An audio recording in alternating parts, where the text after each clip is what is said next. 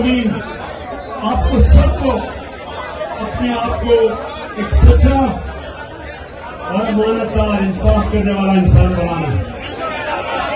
دنیا میں اگر عزت چاہتے ہو ان دو چیزوں کے اوپر کھڑے ہو۔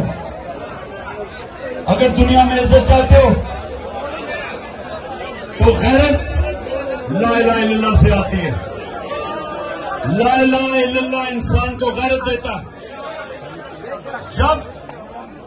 کیونکہ جب جھوٹ پکڑا جائے گا اس کی غیرت جائے گی، وہ ذلیل ہوگا۔ انسان چوری کرتے ہوئے ڈرتا ہے کیونکہ اس کو خوف ہوتا ہے کہ میری اگر چوری پکڑی گئی تو میں ذلیل ہوں گا۔